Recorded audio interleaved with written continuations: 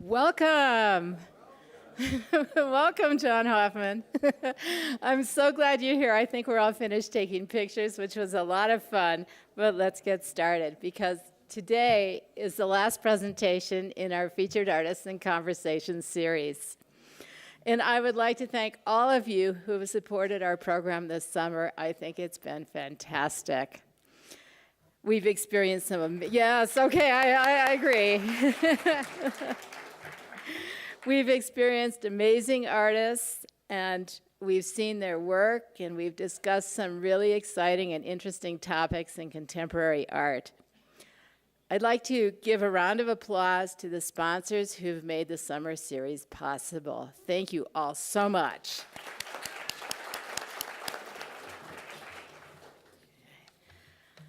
And now I would like to introduce Barbara Berger.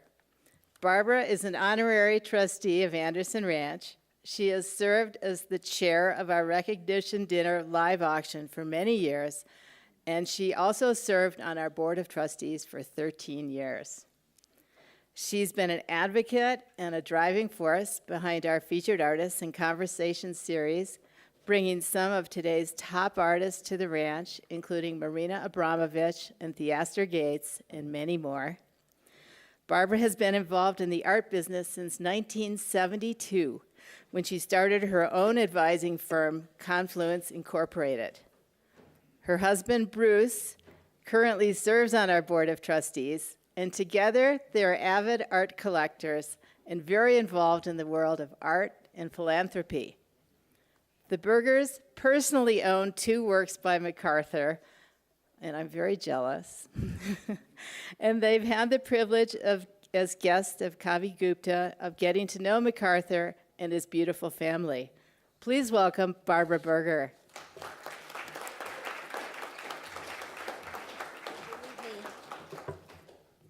What a great crowd. I got to put this down. I even have my granddog here. So thank you, Nancy. It's always an honor to be asked by Anderson Ranch to introduce any of their revered guests, but it is a double pleasure for me today to be able to introduce 2 guests who are friends of Bruce's and mine as well, McArthur Binion and Dennis Scholl, 2 strong leaders in the contemporary art world. I know I speak for the entire ranch community when I say how grateful we are that McArthur and Dennis have accepted our invitation to engage us in what I'm sure will be a very exciting dialogue. As the first African American to graduate from Cranbrook with an MFA, McArthur joined the New York contemporary art scene in the 1970s, which was a very dynamic time. It was during this period that McArthur first developed his extremely unique technique of collaging personal imagery and materials within layers of waxy textures. McArthur avoids brushes and paint, prefers oil stick and crayon. Deceptively simple and elegant and geometric from a distance, McArthur's work actually demands to be viewed up close. There is a clear focus and interest in what he calls the underconsciousness of painting, revealing embedded artifacts that disclose an important personal narrative. Bruce and I are very fortunate to live with 2 of McArthur's paintings, and I can only tell you that they speak to us deeply and differently each time we pass near them. A self-described rural modernist, McArthur maintains a connection to his rural roots through his labor-intensive process as he produces deeply autobiographical abstract compositions. The final products are the result of a very unlikely convergence of influences, including modernist masters, as well as his own Southern African American heritage. These influences also include his mother's quilts, West African textiles, and the rhythms of Black music and literature. Currently, McArthur lives and works in Chicago as a professor of art at Columbia College, and he is represented by the Chicago-based Kavi Gupta Gallery. And I am very delighted to say that Kavi, another dear friend of ours, is also with us here today. Altogether, we have partied in Miami and Chicago and have enjoyed many discussions about McArthur's art and art in general. Bruce and I have also had the pleasure of meeting and spending time with Carla Mayer, McArthur's very accomplished and beautiful wife, and his terrific children, Stella and Lucas. It is also with great pleasure that I introduce today's moderator and another good friend, Dennis Scholl. Dennis and his wife, Deborah, are distinguished contemporary art collectors. The Scholls are renowned for their fearlessness in taking experimental collecting risks and encouraging artists and curators to do the same. They currently are touring a show drawn from their collection entitled No Boundaries, Contemporary Aboriginal Australian Abstract Painting, and this will go to 6 U.S. museums. From 2009 to 2015, Dennis served an important role at the Knight Foundation, overseeing the foundation's National Arts Program, including the Knight's Art Challenge and Random Acts of Culture. Always looking to make important contributions to the art community, Dennis has served on many museum boards and committees. He has taken leadership roles in initiatives dedicated to building contemporary art collections of numerous museums, including, and among others, the Guggenheim, the Tate Modern, and the Perez Art Museum in Miami. And, as if all of this wasn't enough, Dennis is a 5-time regional Emmy winner for his work in making cultural documentaries. He is also co-founder of Betts and Scholl and an award-winning wine producer. And I can personally tell you from our own experience that the wines are very delicious. And so, please join me in welcoming Dennis. Thank you.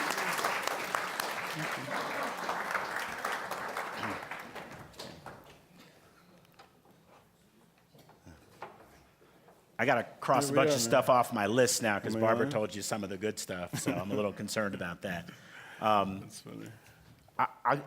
Barbara gave you her relationship to McArthur. I'll just give you a quick vignette. I was at Art Basel, Miami Beach one day, and I don't really like art fairs for buying art. It's more for R&D. You go, you look, you find somebody, something, and then later on you follow up. Kavi's in the front row. He's paying like $100,000 to be at the fair. He's blanching right now, feeling bad about that. So I'm at the fair and I'm lurking around. I round the corner and there's this massive, amazing painting. I feel like I've been hit by lightning. And I look up, because you don't know what gallery it is. You know, they all just kind of rub together after a while. And it says Kavi Gupta. I go, oh, thank God, I know that guy. He's cool. I can go talk to him. And I do, and I ask him who the painting is, and he tells me it's this gentleman, McArthur Binion. And I go back and I look at it, and I look at it, and I look at it. And I go back to Kavi and I say, okay, we got to come to Chicago. We got to do a studio visit. So literally just weeks later, Deborah and I show up in Chicago. Kavi takes us to McArthur's studio. It's freaking freezing. The snow is like this tall.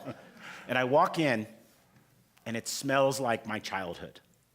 It smells like the smell of Crayola crayons everywhere. And I didn't know what it was at first. I didn't know, you know, it's very Johnsian, like melting in caustic wax or whatever. And I walked right up to one of the paintings, just like, and then we got along really well for the next hour or two. So I'm completely and madly in love with what he does, how he does it, and just his journey. And so we're going to start today by spending just a couple minutes about his personal journey, and then we're going to switch to some pretty exciting slides because nobody's ever seen them before. So let's take it back to the beginning. From where? You were born in Mississippi? Yeah, yes, it's true. One of how many? 11. I'm the sixth born of 11 children, 5 sisters and 5 brothers. Now, I'm in the middle child, and yeah, it was it's very funny. We moved from Mississippi. It was I believe January 1951. Following the Great Migration that many of us yes. have just learned about in the last few years. Yeah, my father came to Detroit a year earlier, raised the money to buy the house, and approximately 18 months later, like we came up. And how many people lived in that house? Oh no, there was a house that was called 8 Mile Road in Detroit, and it's very funny. It's like two families alike. My father and his brother married two sisters from a small town in Mississippi, and so what happened was that my father and my uncle, they came ahead a year in advance to raise the money down payment to get the house, and like so my mother at that time of 51, there were 9 children that my mother had, and my auntie, like there were 18 people that moved up together. And we all lived in the same house on Monte Vista. It was like a 2-bedroom house with one bathroom. That's how we started, yeah. Okay. And then somehow you found your way to Cranbrook, which is one of the great art Yeah, academies yeah. in our country. Yeah. What was that like? You were the first African-American graduate with an MFA? Yeah, I mean, for me, it was like more, it wasn't like challenging to be the first one. It was like I was a,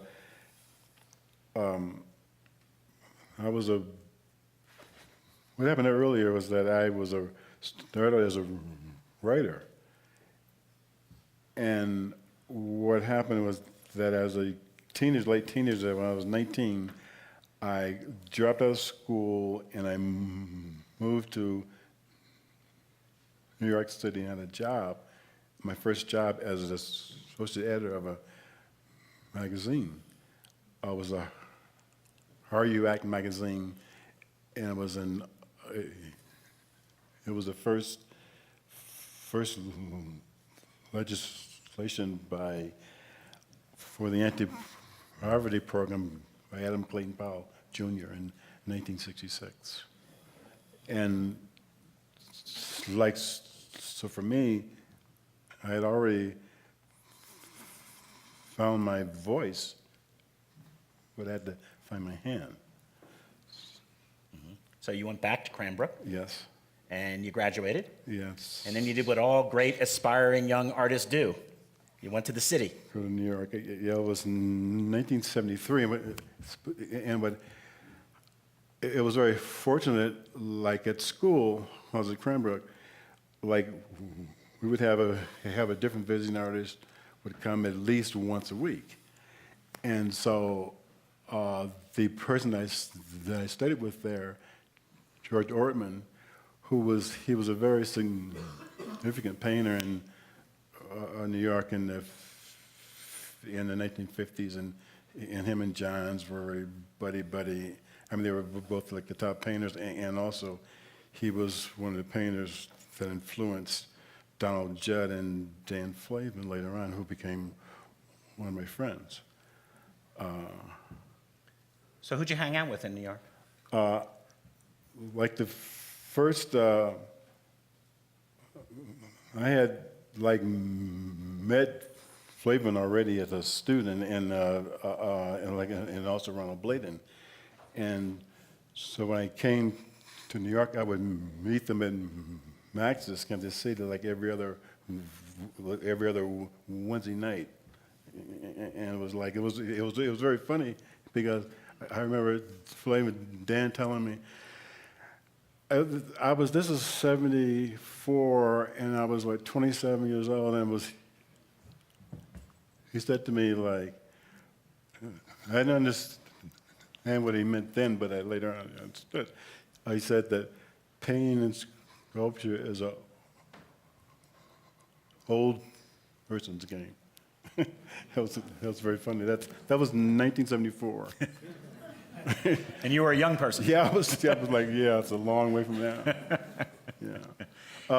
But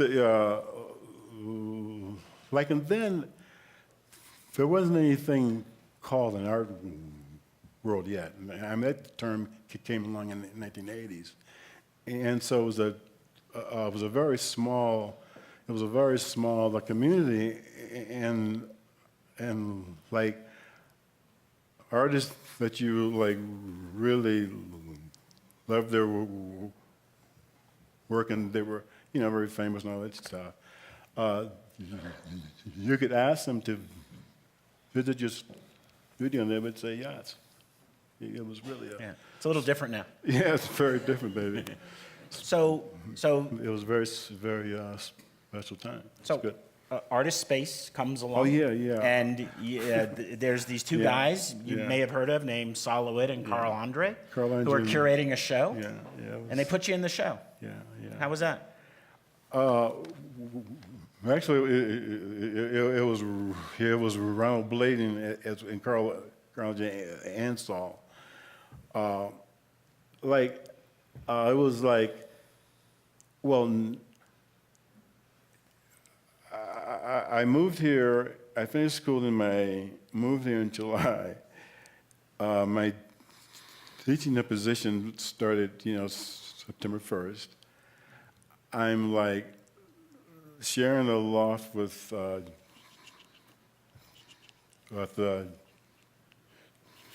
Judy Pfaff. Oh, Judy Pfaff, yeah. My friend, my close friend at the time. And I'm walking down the street and I run into Irving Sandler, Ronald Bladen, and Saul, I believe. And they asked me, this was like September. And they asked me if I wanted to be in the show. And it was like... On the street. You just met him on the street. No, I mean, it's a very simple thing. If you, in the 1970s, like if you stood on the corner of West Broadway and Spring Street, you would see everybody in the art world, I mean, everybody in one day. I mean, it's a very small scene.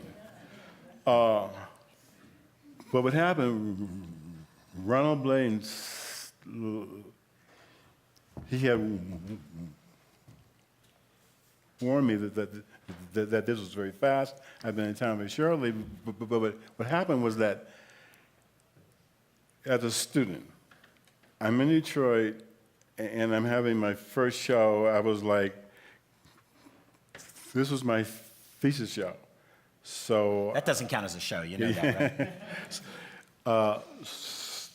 that work opened in on April 13th in '73. I had met Flavin and Michael Goldberg and Bladen because they were in town for a show at the museum, and they said that they would come to an opening, and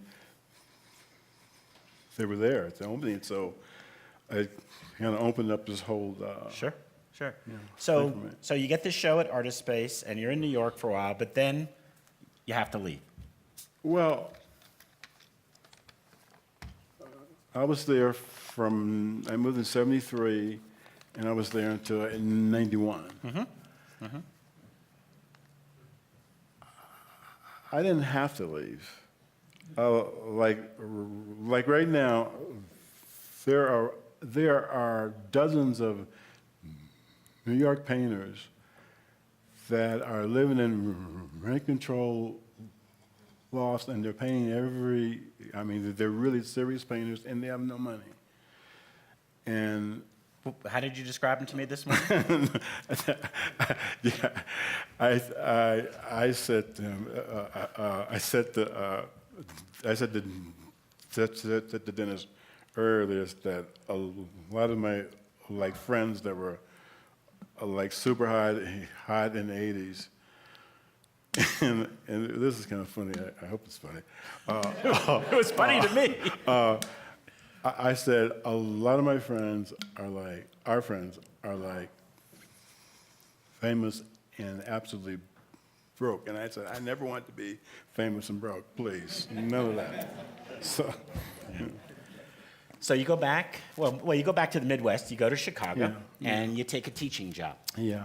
And you teach and you paint. The- and you teach and you yeah. paint. And you teach and you paint.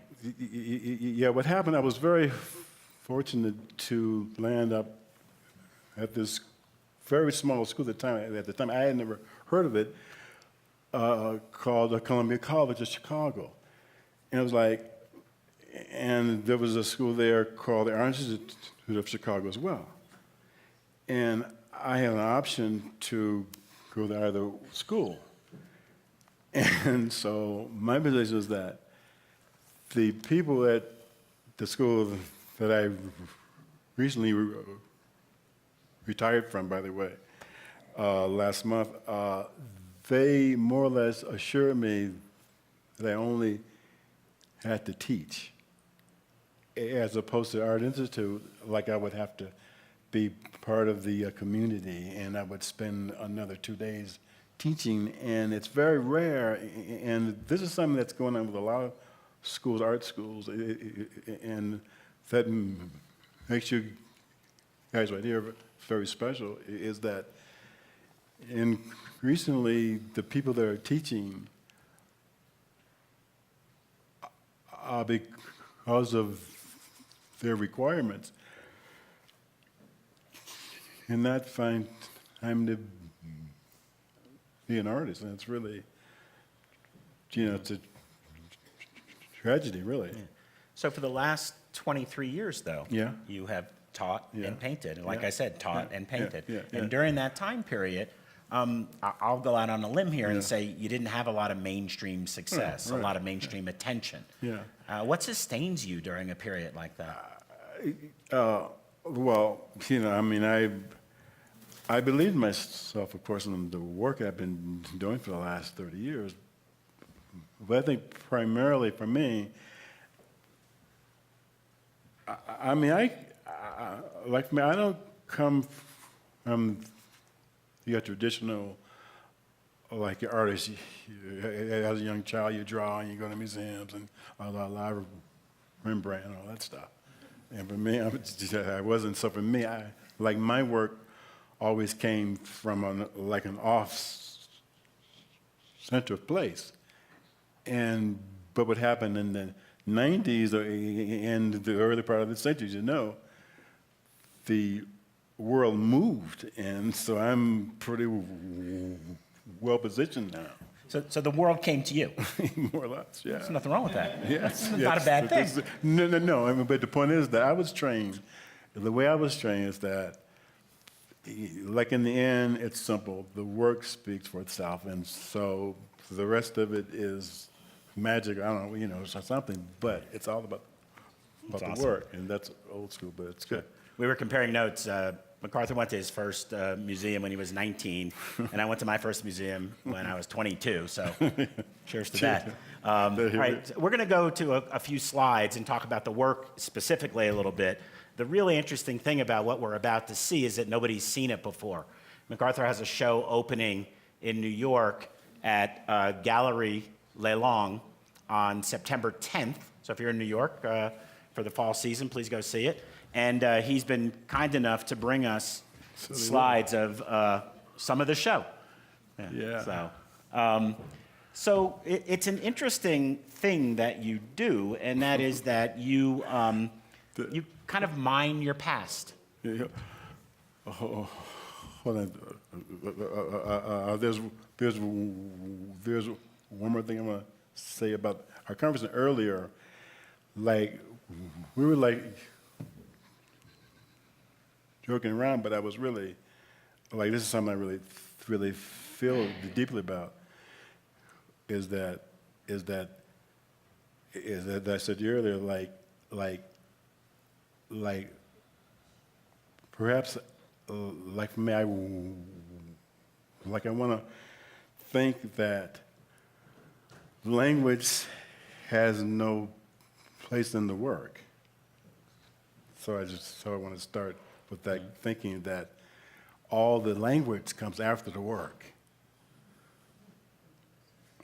Okay. So- And we were talking about, you're still writing, and you've been on a wild road trip for the last few weeks. Yeah, A lot of yeah. Europe, back home for a day, and then to here. And you got a little folder there, so if you want to dig into that folder at any point during this conversation and tell us what you've been thinking about, we'd be down for that too. Cool. I mean, I don't really lecture at all, but for the last 3 years, because of this guy right here. He's pointing to Kavi Gupta Kavi. for those of you that can't see. I've been 90+% focused on my practice, and thankfully I have a really good family as well.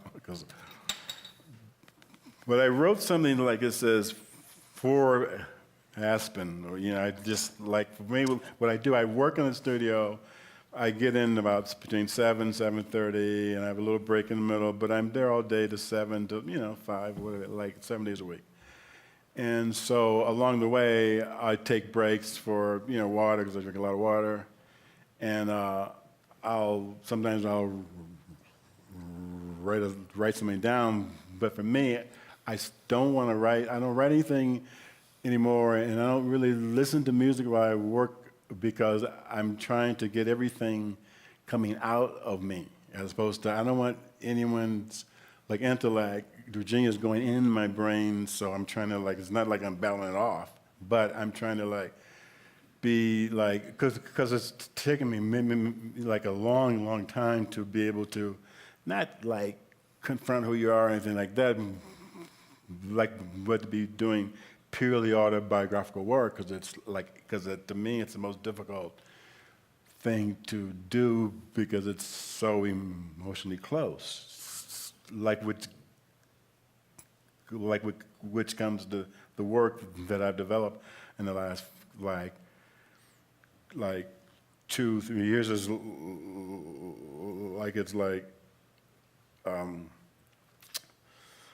I don't like to use the identity word, but let me just try to.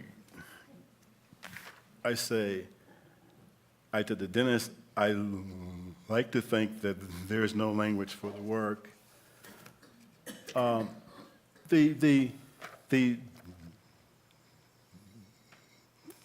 DNA studies, from the last few years, are and these new paintings are a consequence of the studies, and so these became DNA black paintings, and they're all based, all except rare exception, based on my birth certificate, which is white on black. And it's from the original one from 1950, I think I had a second one in 1951. But I say the DNA paintings are my emotional gene pool of my body/mind. Then I say, and this is all for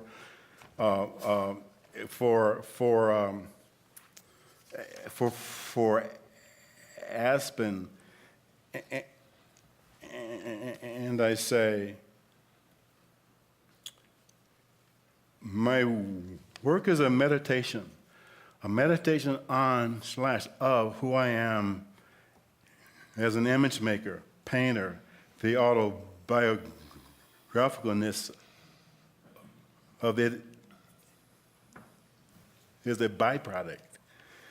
The underconscious of the work motors my studio practice. There is no clarity without lyricism.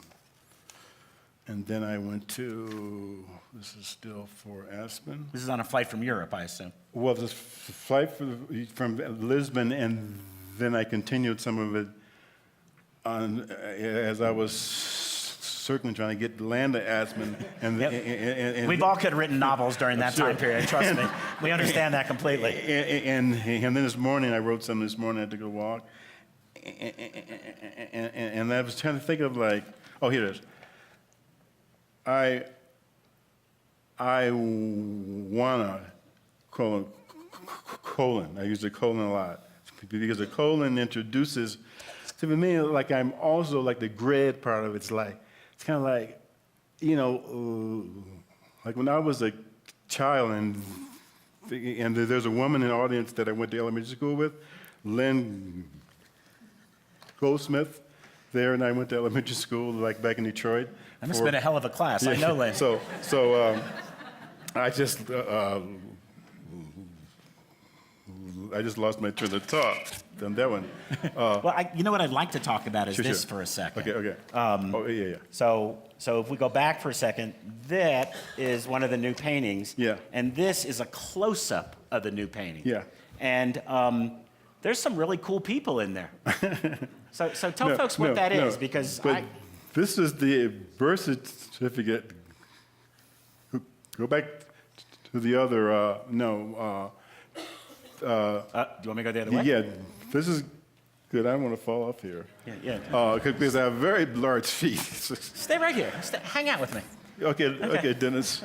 No, I mean, the point is that, like, for me, it's like when I moved to New York, I had this really good teaching position. Like I recall, like this is wild for us. Like my rent on West Broadway and Reed Street for the year was $1,700. For the year. For the year. I mean, it was a great space. You had a view of the Hudson River, big skylight, great place. $145 a month. And my salary as a young teacher, like Fred out of school, was $11,500. And so as a young artist, I was able to work at a really high level right away.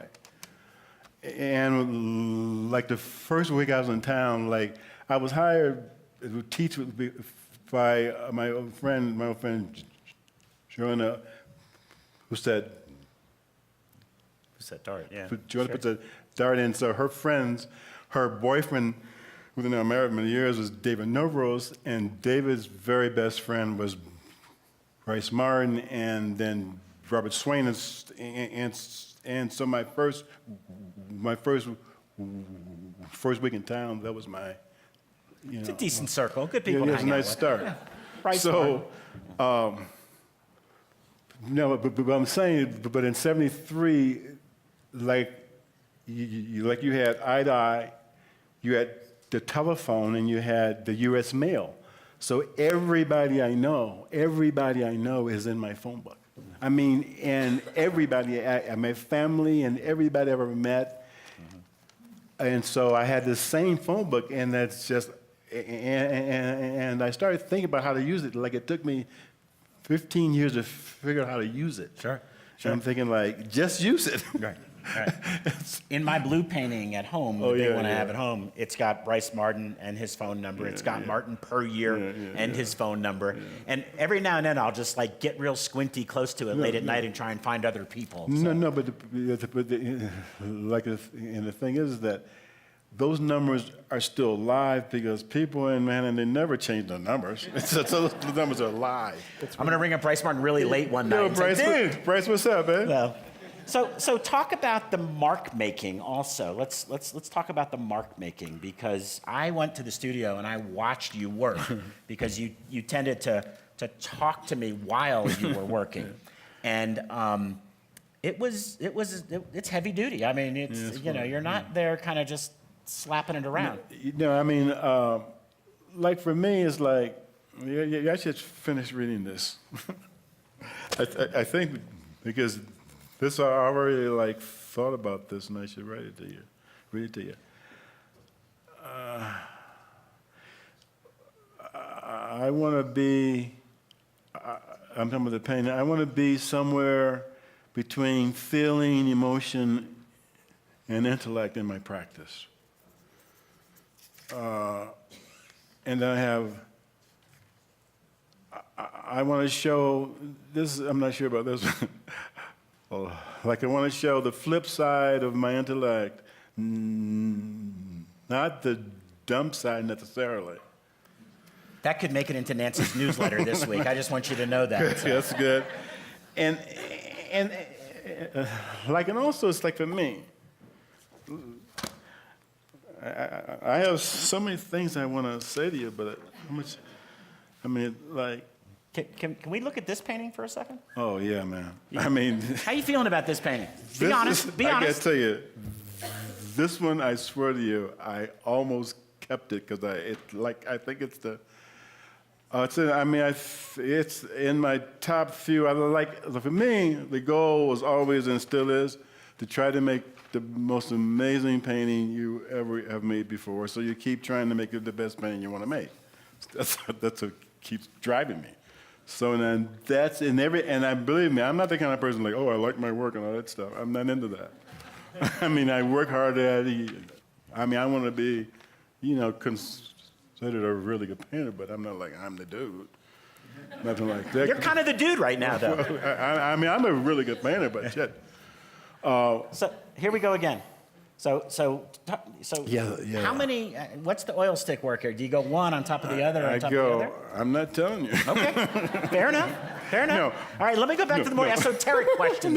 No, but there's, I know that I think one thing, and I'm not sure how I feel about this philosophically and all that nonsense. It's not nonsense, but is that and the people that are close to me know that no assistant has ever put paint on my paintings. That's I just say that. So from so for me, I mean every image, movement, stroke is as filled with as much emotion as I can have, and I think I have a lot. Yeah. I want to talk about one other thing about the backdrops. We talked a little bit about your birth certificate. We talked about your phone book. But there are also pictures of you. There are, I have to say, lynching pictures. There are some very unflattering graphics from racist European products. Can you talk a little bit about that and how that works its way into the work and what sustenance you're drawing from working on that? You know what? It's like 15 years ago, what happened was that it was my first time having an opportunity to work outside the United States for a long period of time, and so I selected Lisbon because of their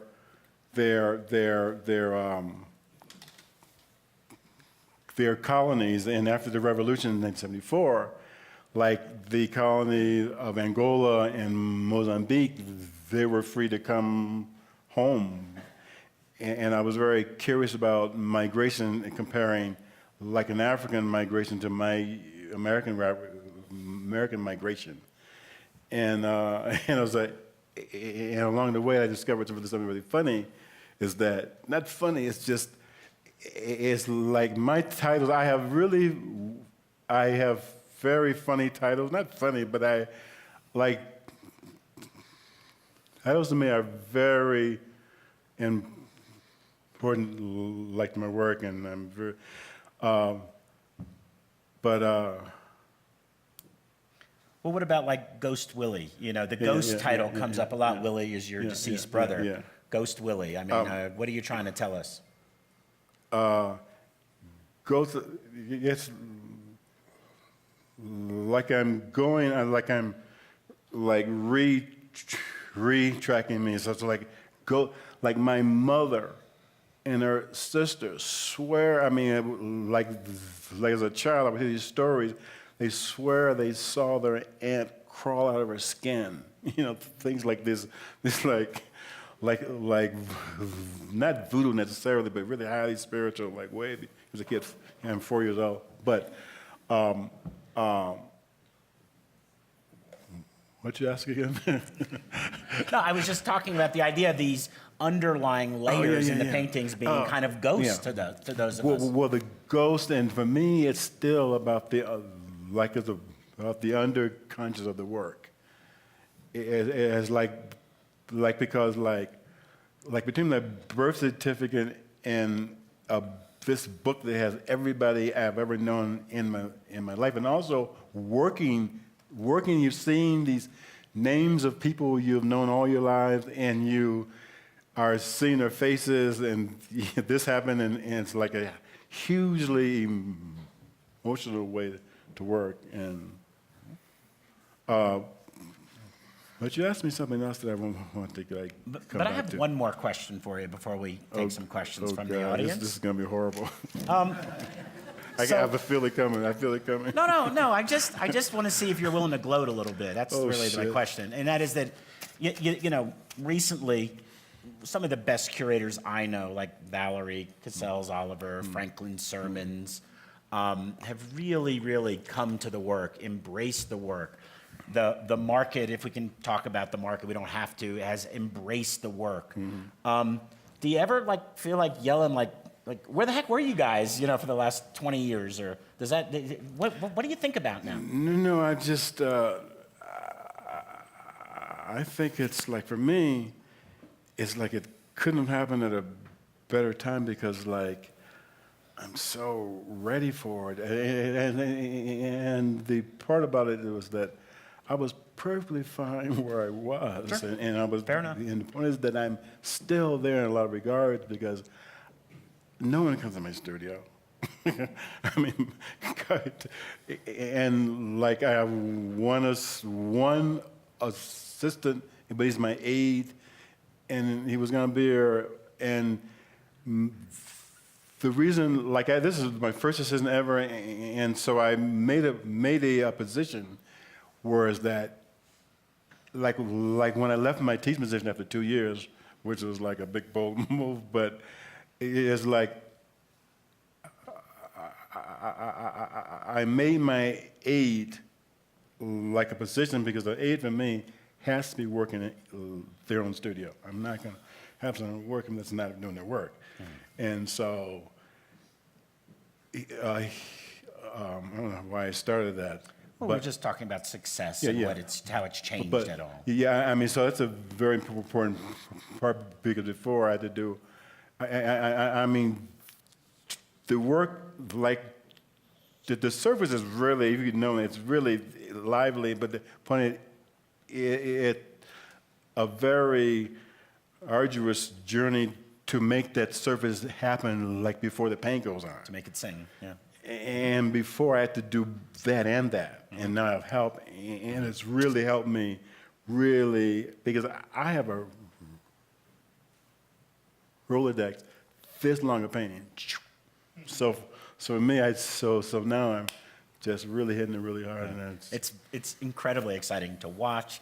I feel privileged, really, to have gotten the opportunity to live with the work, and I'm thrilled for you, honestly, and I mean that. So let's do the house lights and let's take some questions. Thank you. That was like horrible. That was horrible, wasn't it? All right. Everybody wait for the mic, please, and tell us who you are. Larry Fields from Chicago. That's Larry Fields. I'm You McArthur. just... I don't know if everyone... Larry, you got any of this work? Yeah. We have a few pieces. I of thought course. you might. I don't know if you saw the movie Woody Allen where he played Zelig or something. Sort of a guy on the outskirts of all these pictures. McArthur Binion in the collector scene in Chicago always seemed to show up over the last 10 or 15 years at all these art events. And I keep asking, Kavi, who is this guy? Great painter, great artist in the past, but sort of off in the distance. And what you see in Chicago over the last several years, this African-American collective of artists coming out, whether it's Rashid Johnson, the Astor Gates, Nick Cave, and of course, Kerry James Marshall. You're sitting back there with your provenance coming from New York, hanging out with Basquiat in those days. And I want you to comment on anything I'm saying right now, but I think the comment was, I got out of New York because if I stayed there, I was going to die, something like that. And your health right now looks amazing. This guy's the most spry guy in the world. He'll give you 20 push-ups right now at his age, for sure. But if you want to comment on what it's like Chicago and how to get out of New York. Thank you. Were you a lurker in Chicago? Did you lurk around the scene? No. I mean, like for me, look, I saw the sunrise come up every day from 1975 to 1987. I don't need another party. So it was, That's my quote of the day. I don't know about the rest of you. So but to get to your question, by the time I came to Chicago, I was 46, and for me, what happened, I was able to really work, because I don't care how successful like you are in New York, there's so much, it's so hard to get the fucking work. I don't care how many sisters you have and all that shit, you know. It's just like, and so coming here, but for me, I was, like for me, I've been always not an outsider. Okay, Larry, this is it. This is how I'll do it. Like in Chicago, I kind of became famous, like a while ago, for being a person that knew everybody and no one had ever been to my studio. So it was like, you know, so it's kind of like I kind of, anyway. Rashid was here a while ago, and He's my student. Yeah, He's my you've had a student. tremendous influence on him in terms of his work and his success, and sending him down some of the paths that you need to follow to succeed. Hans, other questions? Kavi, why don't you tell us? Why don't you get the mic and tell us what drew you to this work? I think I'd be very interested in hearing. I think everybody would be interested in hearing, because, like Larry said, you know, he didn't show up last Tuesday. It's hard. Go ahead and stand up and show people. That's it. You've flown all this way. I'm here to embarrass you. Comfortable sitting. All right. honestly. You know, it's funny. I wound up having a lot of interns and gallery assistants who were McArthur students, and they were your biggest fans. They revered you, and you know, your catalogs the little books kept showing up on my desk, and you know, and they were such a big champion of yours, and you know, and eventually, you know, I think, you know, I ran into Franklin was doing research on his show. He was looking at your work. Valerie had done the show, and a lot of little things came together. You walked into the gallery, and I was like, we got to get to your studio. It took me a year to get to your studio because you wouldn't let anybody in. but No, it's true. when I got there, true. it was, you know, I think I actually told Larry the week after. I remember calling you. It was like a revelation. It was, you had all your crates from the 70s that you hadn't opened, straight from Artist Space. You know, these big panel works on aluminum. It was just the most fascinating find, and listening to your stories and seeing the work so consistently done over many years and never really caring to show it to anybody. And I remember I called, Fort Knox. yeah, I called every curator in Chicago that Yeah, that's day, cool. sent a car out to pick up Naomi from the MCA, said, you just have to see this. You're not going to believe what I found. That's exactly what I did when I went back to Miami. You know, we have a lot of friends who say, if you ever find anything interesting, let us know. I always find something interesting. They never say yes. But I came home and I said, look, this is the one, this is the moment. This happens to me once every 2 or 3 years. And I think we wound up placing, you know, a dozen or 13 works with, It with was our really, friends. it was just the works from the 70s. Did you pay for that? You okay? Sorry. It was just seeing how much of a first mover McArthur was, how, you know, ahead, and that's, I mean, it's probably typical of a lot of artists that were marginalized, but how you played with specific media before, let's say, a lot of recognized artists of your time. How those artists who came into your studio, who of course are now hugely famous and blue chip, started doing things after you did them. I mean, realizing the timeline of your works and then looking back to when other artists had started doing specific things, that's all of a sudden you're just, you know, my head just started exploding. It was just unbelievable. Right. Others? Questions? Nance? I just had one more. I wanted to touch. They turned you off right away. Yeah, sorry. You were talking about He the has a time photos limit. that he uses, and I, you know, you've got this small library of photo images that you use in your pieces. Right. And I'm just curious, you know, some of them are really personal. You know, you've used them over and over. I'd just like to hear a little bit more about that. You've never really told the story of those? I don't know. It's like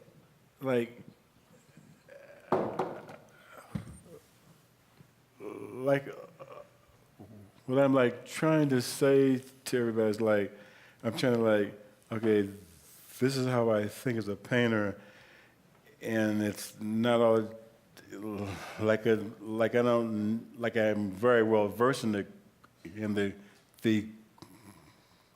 Queen's English, but I'm trying to transpose the Queen's English into a visual that comes from my DNA, and so I'm trying to use things that I haven't figured out so easily. And you know what, and Calvin and everybody else, like this comes to a point, like, I finished graduate school in 1973, and I think that, like, a part of my, at least half of my brain is like, look, you've done this long enough where you don't have to be smart anymore. You can just make art. So that's part of how I feel. Another part is like, I have to know where it comes from, you know. But I think the students, in a way, like my top students, learned pretty early on is that it takes more than talent, and also everybody's smart, so it ain't special anymore. You better think of something else. Nance will give you the last question. Oh, thank you, Dennis. McArthur, will you talk about the crayons? There are just all sorts of unique materials you could use, and you go back to the most basic thing that we probably all started with. Yeah.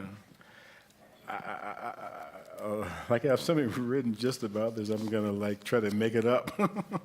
I wrote about this just this past week. No, but you know, for me, like I feel like that I made myself up, and so I couldn't use the same thing that, you know, these Sienese masters use and stuff. And so I started out doing oil paintings, you know, and I was good at it, you know, like, you know, I knew how to move color and image and stuff. But for me, it's that, like I've always, like I'm quietly super competitive. You know, I want to bury you. You know, but yeah, you know, like that's a metaphor, by the way. But so I mean, you know, like Mr. Scholl here is like he mentioned the word early on, Johnsian. And, you know, I don't mind being compared to someone like Jasper John, that's fine. But it's like, it's kind of like the other side of intellect. Mm-hmm. Like for me, you know, I think he's, you know, a really good, great painter and all that. But when you examine his work closely, there's the surface application of him is perhaps it's at least secondary, perhaps tertiary. So for me, I want to be on the other side of that, and it doesn't have to necessarily, like I didn't discover John's, I knew his work before, like he has the crayon uses doesn't have much to do with wax, what has to do with something very simple and primal. And therefore, I think it was very simple and primal. I could pump in and produce and raise the volume of the emotional content. Well, it's been an unbelievable, please, yes.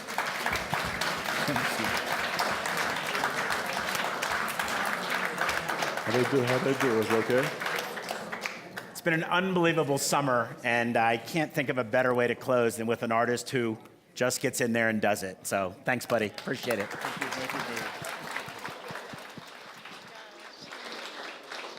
Well, Dennis and McArthur, thank you both so much. I agree. What a great way to end our wonderful summer. Thank you so much.